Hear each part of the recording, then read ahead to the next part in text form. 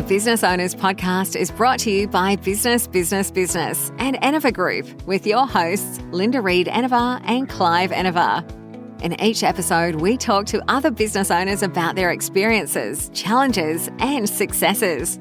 We'll also share tips and advice on how to grow your business and achieve your goals.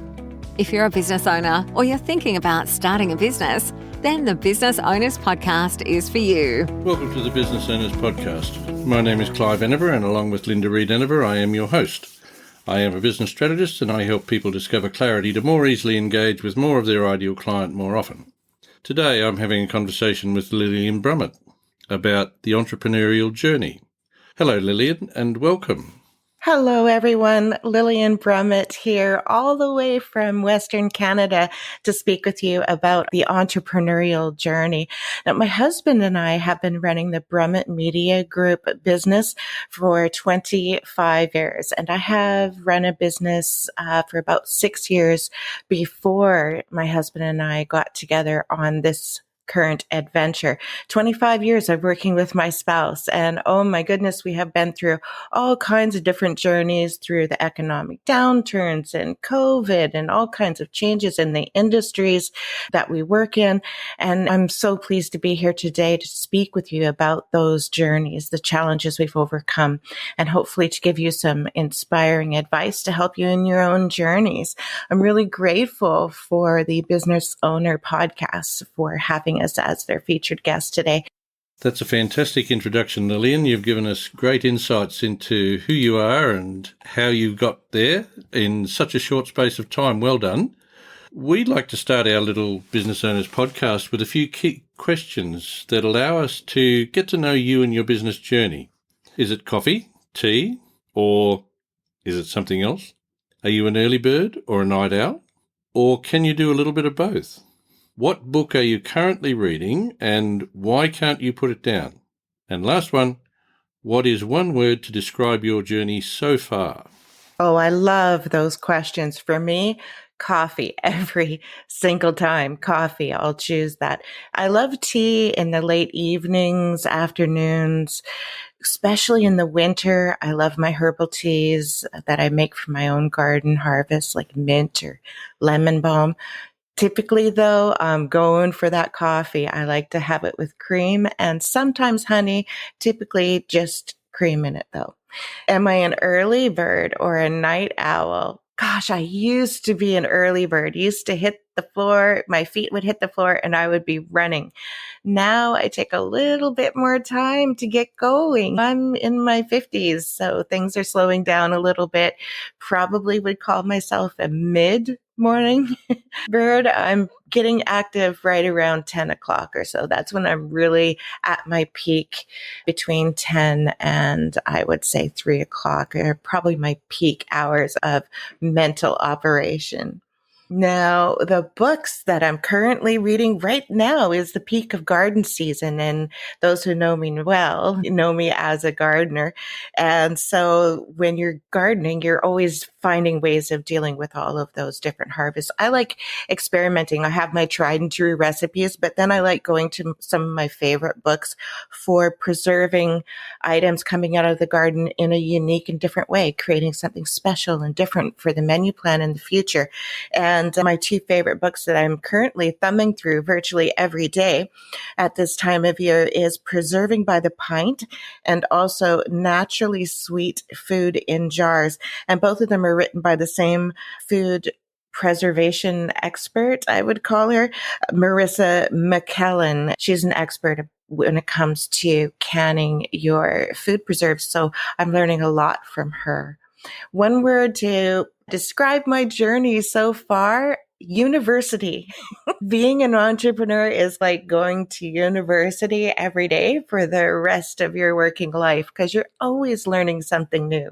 There's always a new challenge, some new opportunity. You're always on a learning curve, or at least I am. Now it's time for us to hear a little bit more about your journey, Lillian. How did you get started in this journey? You mentioned earlier that there was something before this. What was it about that pushed you into what you're in now? And what is it about what you're in now that has kept you motivated all this time and continues to motivate you? How did I get started? I came from running my own business prior to venturing into the world of writing. So I had already understood the behind the scenes activities of running your business from an office perspective, your business plan, your succession plan, your contingency plans, your contacts, your managing your in-house policies, your in-house purchasing policies, all of those kinds of things I was already familiar with: income taxes, keeping records, dealing with accountants. And so when I ventured into the idea of branching into this world of writing, I came into it really with a business mindset. I was like, okay, how do I go into this world of writing as a business? What are the business day-to-day functions that I need to understand? What are the operations I need to set up? So I came in from it with that mind frame. The other side of my mind frame came from having lost my business. What happened was I was involved in a vehicle accident, a 3-car pileup. I was in the middle. And that actually threw me into physiotherapy for a couple of hours every day, 5 days a week, for about a year and a half. I couldn't work. I wasn't, able to start my business again. It was a real difficult, depressing, stressful time for me. I felt like all my work was for nothing. I felt defeated. I was really disappointed in life. I thought, what am I going to do now? And so my main idea was I needed to find something, some sort of rope that I could hang on to that would pull me out of my depression, help me feel better about life, give me reason to move forward and go through all that work of running your own business, because I was being personally fulfilled and I was leaving a positive legacy. That was my main focus. How do I go about doing that? So I went through all these career choice courses through local colleges where they tested your personality and they said, okay, based on our understanding of what jobs may be available in the near future, these are the areas we think your personality fits in. And so from there, writing kept on coming up. I kept doubting it. I just kept on naysaying it. No, it can't be. That can't possibly be, because I didn't have the confidence. I didn't have the understanding that my voice could have value out there in the world. And it took a little while for me to grow into that understanding. Slow process of just testing the waters, dipping my toes in, entering contests, getting feedback from people, and realizing maybe there really is something in this. All of those tests that kept pointing to these various aspects of the world of writing. I started branching into that. I actually started a course, took several courses about the business of writing, how to go about querying, how to manage your record keeping, that kind of thing. Initially, I was thinking of freelance writing rather than being an author. I started out as a freelance writer. Eventually, I moved into wearing many different hats in the world of writing as time marched forward. I've been a staff writer. I've been an assignment writer. I've been a professional book reviewer. I was a professional product reviewer. I held lots of different hats throughout my career, and slowly evolved into blogging and eventually into writing our books. And that's where I'm at now, mainly writing articles, maintaining our blogs, creating content for those and the YouTube channel, and managing our books as well, producing books. Tell us, Lillian, about some of those moments, or one of those moments, that captured you on your journey, a defining moment that has propelled you forward all this time. Were there defining moments in my journey? Absolutely. Dozens and dozens of them.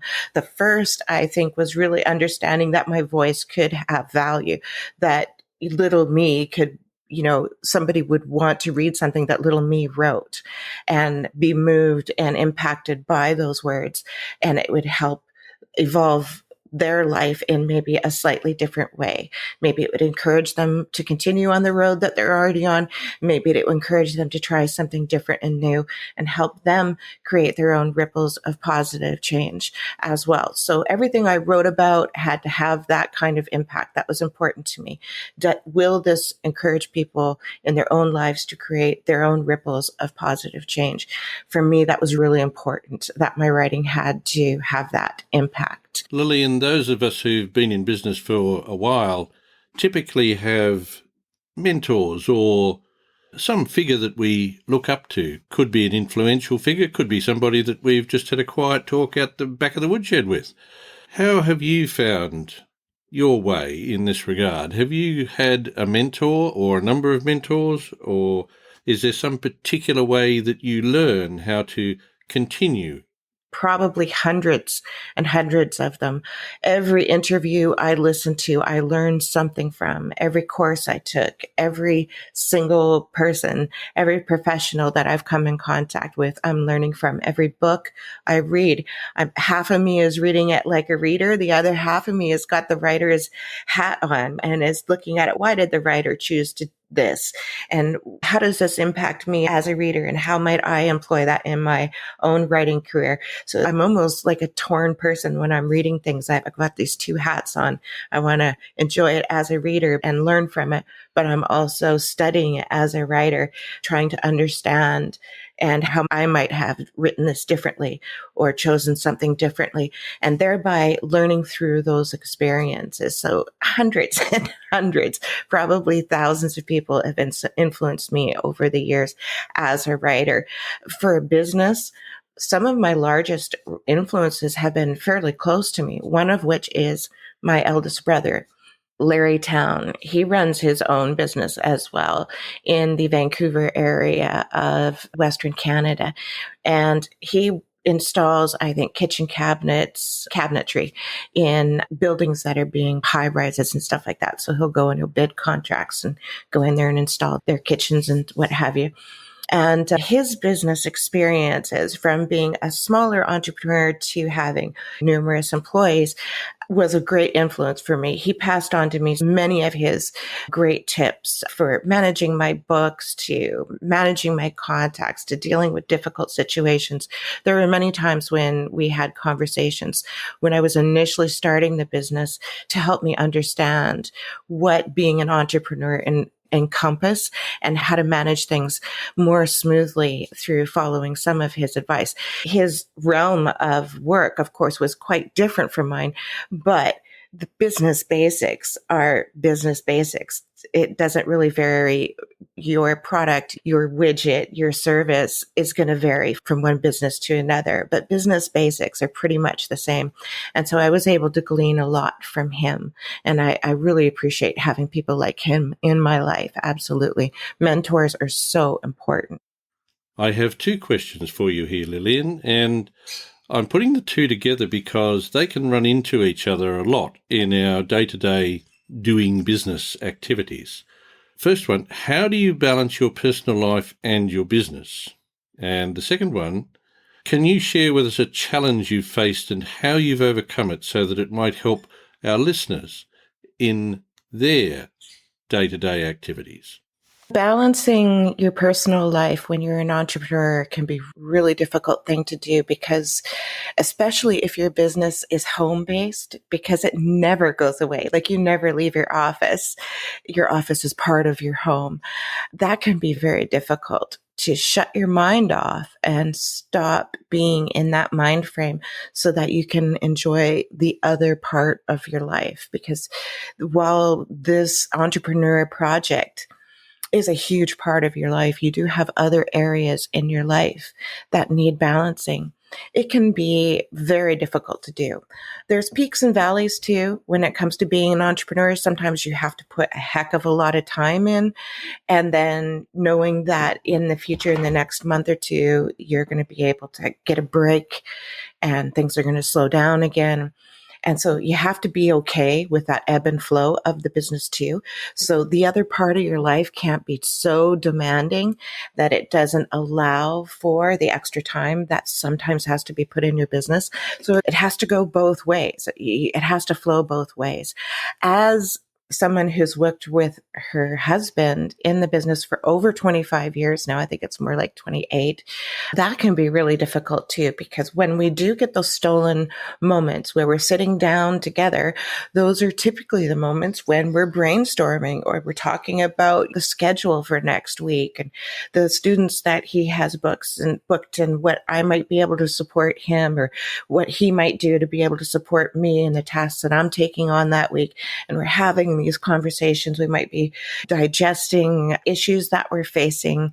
And so those conversations become a natural part of our flow when we're together. However, there are times when we both have to say, okay, this is a day when we said that we were going to not talk about the office. We're not going to be mentally thinking about the office. This is the cleansing day, the have fun day, the relax day.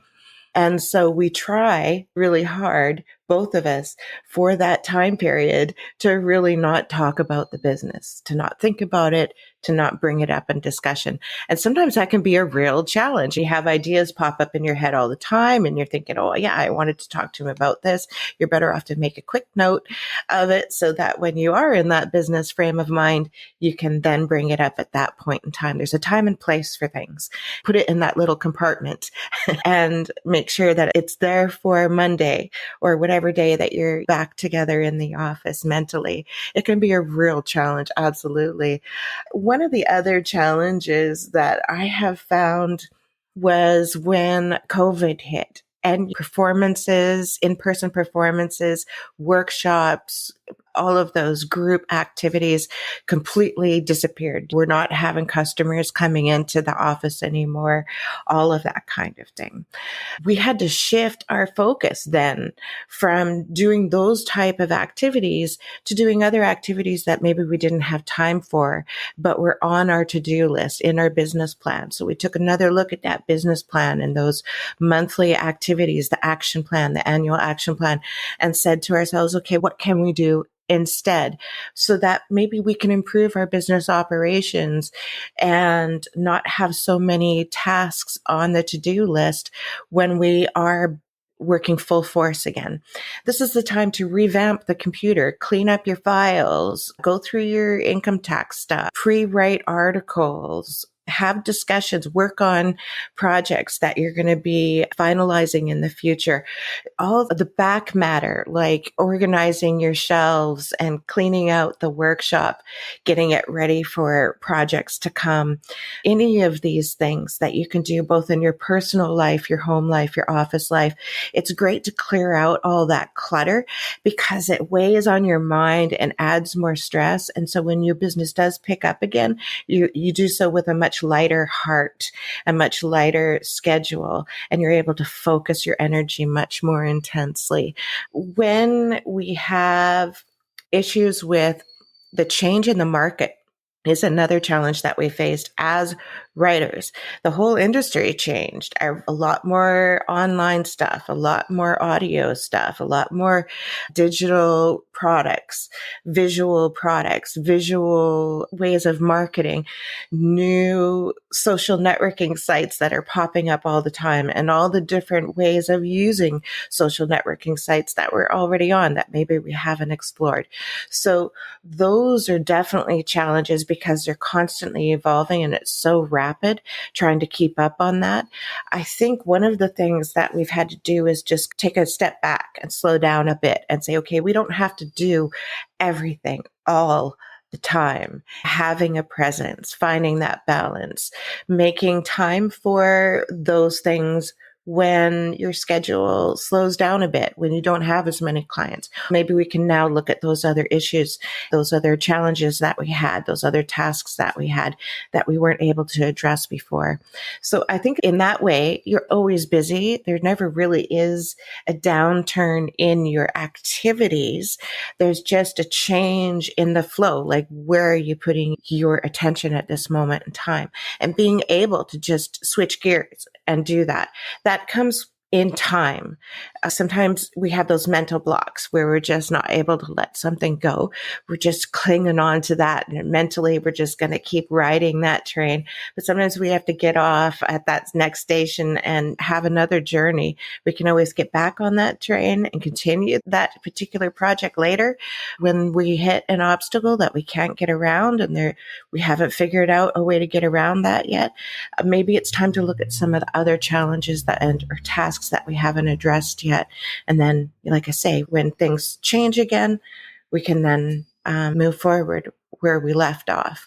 So I think just being able to have that ability to switch those gears, that can be a real challenge. And being not so hard on ourselves about it, saying, okay, this is the situation. This is where I need to put my energies. It's okay that I have to set this aside for now. I can come back to that later, and not beat ourselves up so much that we're not meeting all of those shoulds that are listed for us as entrepreneurs. I'm glad you mentioned the changes that are continually happening in business, because it leads me right into my next question.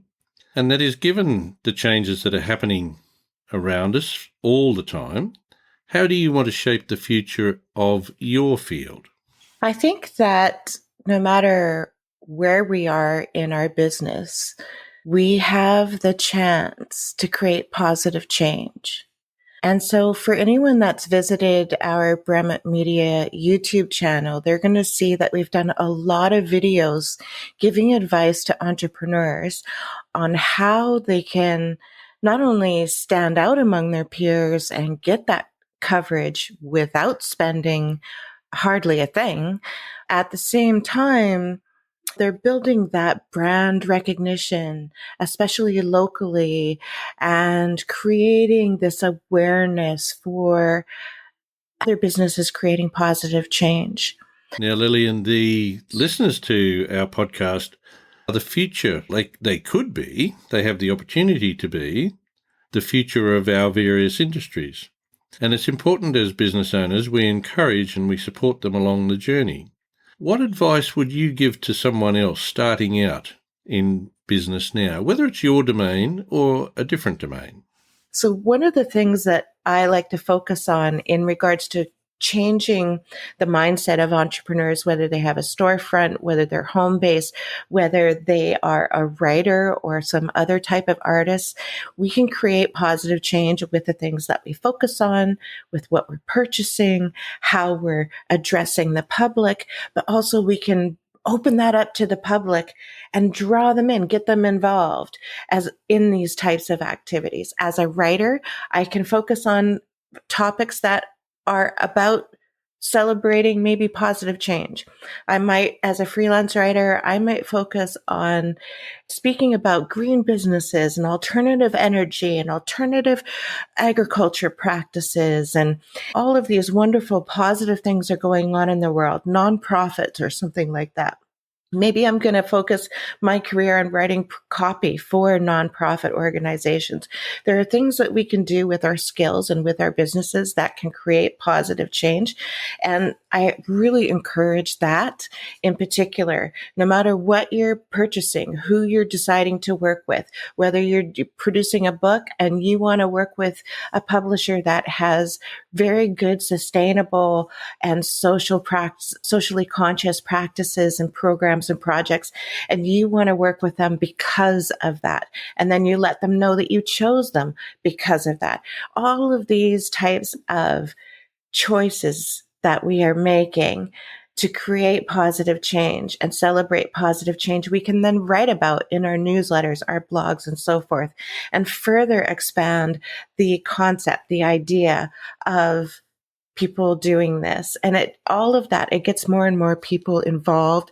And I get really excited by that, obviously. And so that's where I like to focus when I give people advice about running their business, they're getting attention. There's so much that we can do that. That's the one piece of advice I would really like to impart to all entrepreneurs out there. Have an action plan. What is your plan for this month? How are you going to break that into weekly things? What is your plan for the year? What is your 5-year goal? Have these these plans in a flexible format so you can change them. You can go with the flow of whatever challenges, obstacles, opportunities that are happening right now and be able to accept those and deal with them. But at the same time, have this end goal in sight. So you always know what you're aiming for and what the next task is going to be. It's really important to have that frame of mind, have a plan and follow it. It's great to hear you mention a plan, having a plan, Lillian, and following it. Most importantly, following it. Thank you, Lillian, for being on the Business Owners Podcast. Now, where can our listeners find you? I just wanted to say thank you to everyone behind the scenes in making this podcast available to the public. There's a lot of people and a lot of activities behind the scenes, so thank you all for that. And I appreciate being able to have this opportunity to invite people to check us out as well. The Brummett's Conscious blog is our main blog. It's virtually a daily blog. Lots of different information is available there. Interviews, articles, quotes, resources, all kinds of stuff is available there. consciousdiscussions.blogspot.com. That's the Brummett's Conscious blog, and you can find that at consciousdiscussions.blogspot.com. Now, our other blog, Drummett with Brummett blog. This is for drummers, percussionists, but there's a lot of stuff there for everyday musicians as well, regarding being a music teacher, being a musician on the road, getting different kinds of jobs as a musician, positions in studio, how to record in a studio, lots of different tips and techniques for the social interaction of being a band member, dealing with your listeners, all different kinds of issues and challenges and celebrations in the world of music is available there. Drum It with Brummett blog. So you can find that at drumitwithbrummett.blogspot.com. That's drumitwithbrummett.blogspot.com. And of course, our Brummett Media YouTube channel. You can find that at youtube.com/the @ Brummett Media, or just do a search on YouTube for Brummett Media channel and you'll find it there. Of course, you can find us on Facebook and LinkedIn and Twitter and Alignable and all those other places. If you did a search for Lillian Brummett or Dave Brummett, you'll find us there. Our main website, brummettmedia.ca.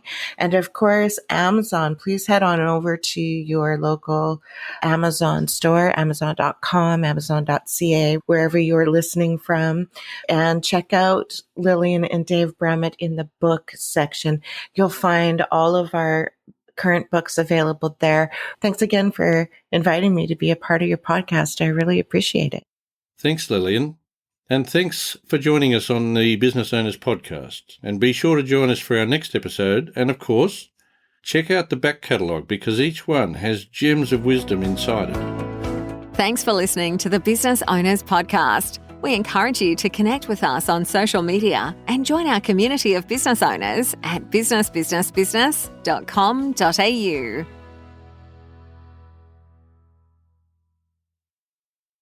Say what you want about AI, but it's here, and it's helping businesses get more done in a day. Wix's website builder is infused with AI so you can stay ahead. Create a beautiful, functional website just by describing your idea. Track how your site appears in AI search results. Create custom images on demand, or launch an entire campaign in a matter of minutes. Wix gives you AI wherever you need it. Try it now for free at Wix.com.